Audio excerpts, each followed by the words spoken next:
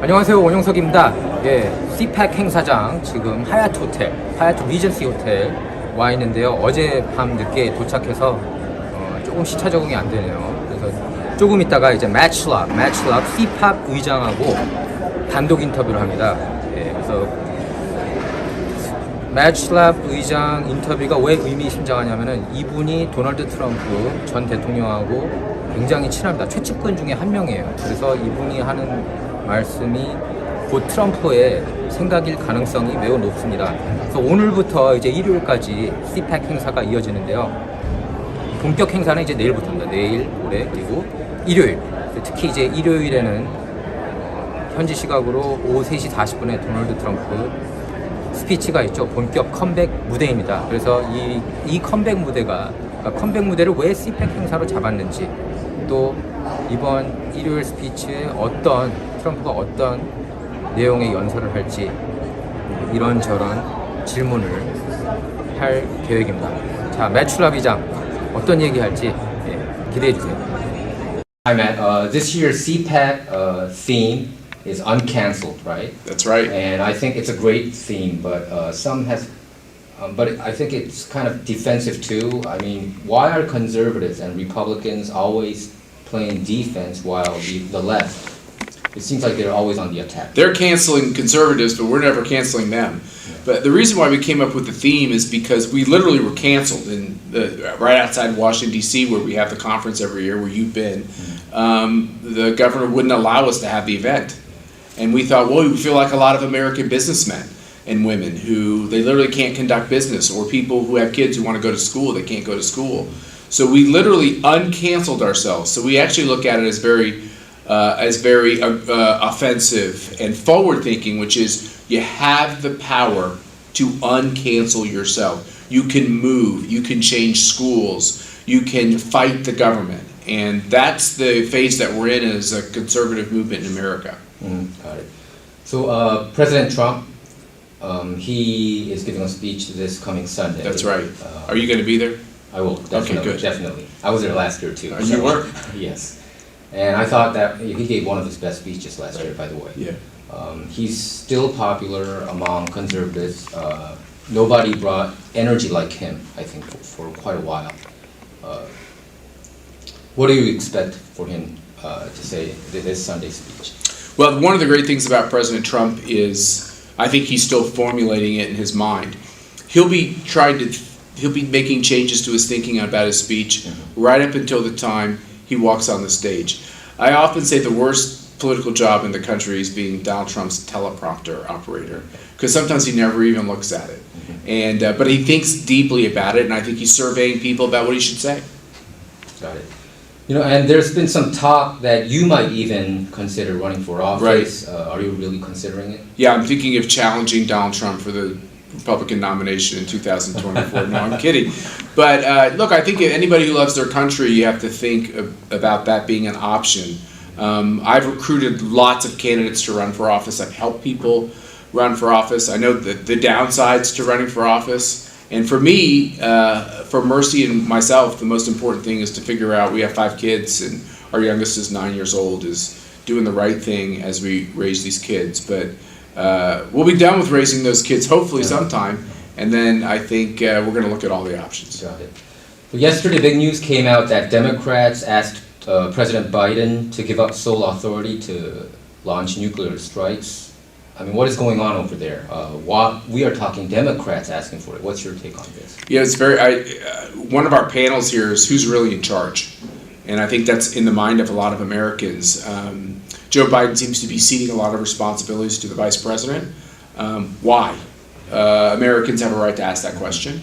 You're allowed to be president in the way you want to be president, so he's not necessarily doing anything irresponsible, but I do think folks want some transparency. Who's the power behind this very old president? And so we're going to have a conversation about that. There's a lot of different theories that are operable.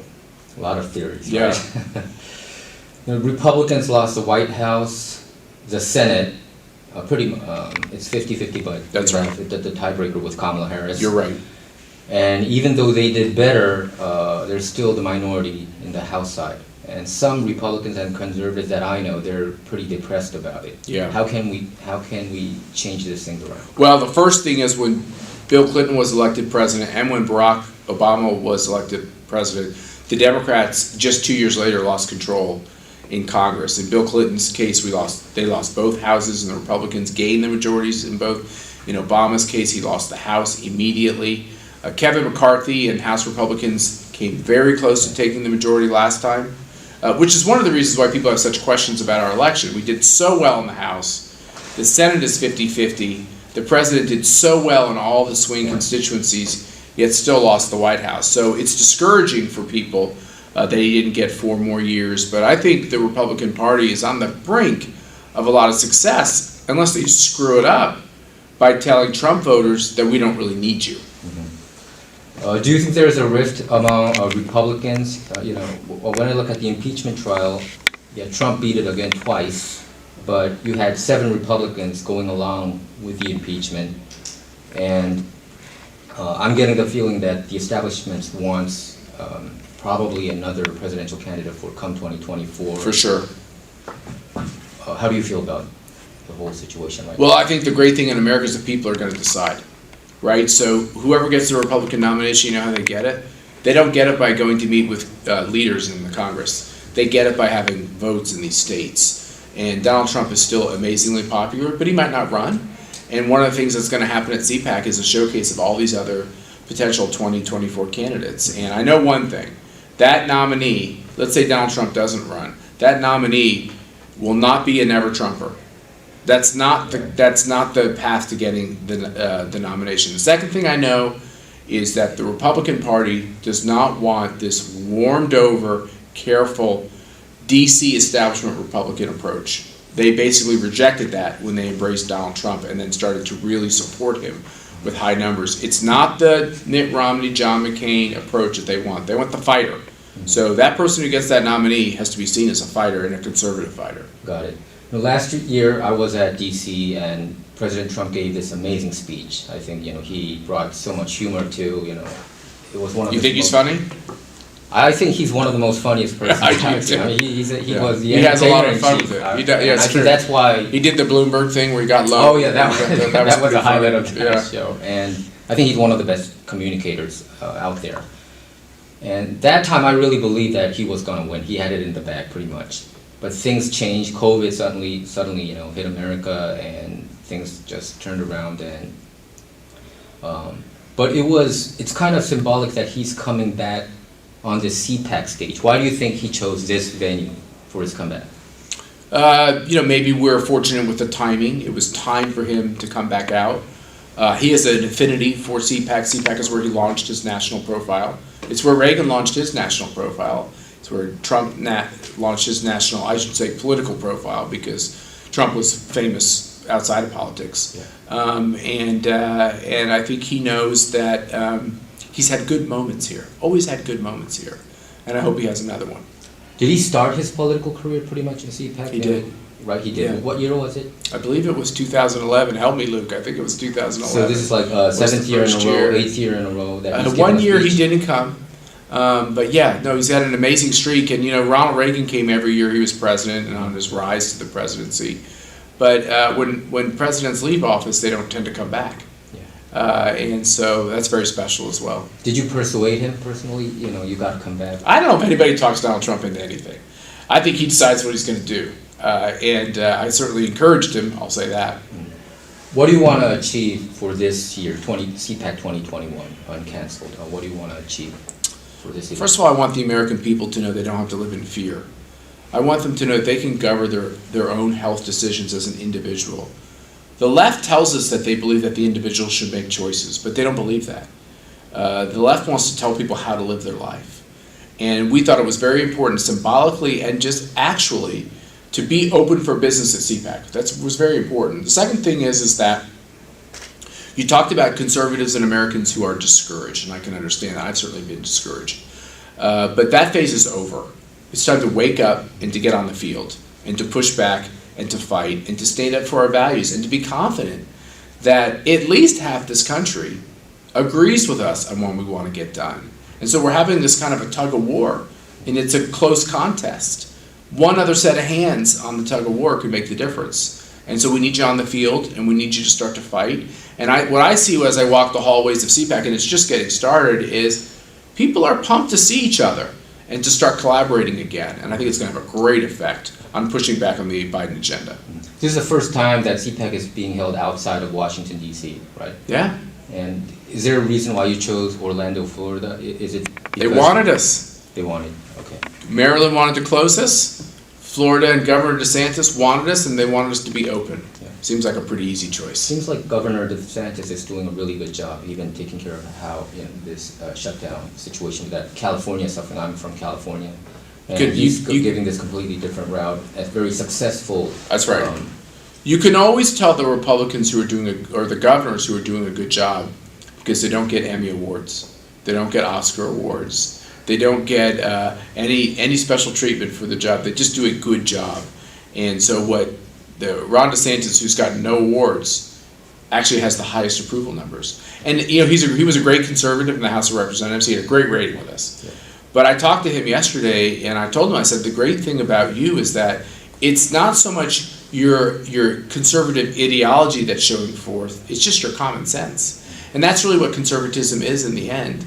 It's about understanding reality and having a conservative approach to succeeding in that reality. And he's doing that on issue after issue after issue, and he's being rewarded for it. Yeah, and last year around this time, I think the media was praising Andrew Cuomo that he's doing such a great job.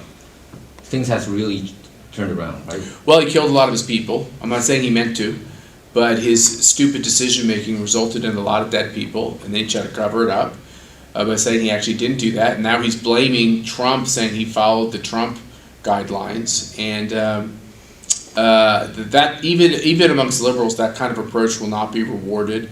Gavin Newsom, I think, will be recalled from California. He was the darling of Hollywood and all the liberals, and when he was shown to be a fraud when he went to that restaurant and told us all that he'd arrest us if we didn't wear masks, but then when he thought the cameras were off, of course he didn't wear a mask, because they all know the mask is kind of a phony thing. It's good when you're sick, and if you're really sick you shouldn't even leave your house, but if you're sick, if you could sneeze or cough, to wear a mask is polite. I learned that in Asia, and I think it's a good lesson that Americans could learn. But now we leave it to America to bring it to extremes where you can't do anything without having. Now it's 2 masks. Next it'll be 2 masks and a face shield, right? Then it'll be 2 masks, a face shield, and gloves. And then pretty soon we're going to have to walk around in a hazmat suit. They want us to be scared. They want us to be fearful.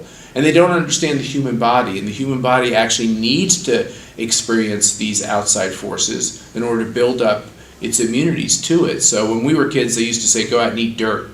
Yeah. Why would you eat dirt? Well, it's the impurities inside your body that your body learns to ward off. Now, I'm no doctor, so go listen to your doctor about these things. But this kind of common sense we have to bring back to our thinking in the country. And President Trump, he might endorse like MAGA candidates from here on out, upcoming 2022 midterm election. Do you think it's a good idea? Some establishments might have a pushback against that idea. Well, ACU makes its own decisions on who to endorse. Mm-hmm. So, but the president's going to have his right to endorse who he wants to endorse. And the Republican Party's going to have the right to endorse. Why do we all have to always be on the same side? It's okay to have disagreements, right? Maybe some issues are more important to some than to another. And I think what the president's doing is great. Do you have any comments for CPAC? CPAC. We miss you. We want to come back to Korea. We want to start traveling all over the globe again. We're sorry that Trump didn't get 4 more years. We think it would have been good for freedom-loving people all over the globe. We tried very hard to help him win, but we really appreciate our relationship with Annie Chan and all of our great friends in South Korea, and we look forward to re-upping our collaboration and trying to find every way we can to help our countries. Do you personally want President Trump to run again for 2024? I'd love to see him run again. If he wants to do it, I'm all for it. But I think we have to give him that ability to make it's a very personal decision. You know, he's going to have to consider his health. He's going to have to consider whether he thinks that it's the right thing for him to do. It's a really personal decision. But I'm a big fan of his. I consider him a friend. I appreciate everything he's done for CPAC, and I mostly appreciate what he did for the country. What he did was very gutsy, and they're trying to attack him every day for what he did, and I respect him for it. Any last words that you want to say?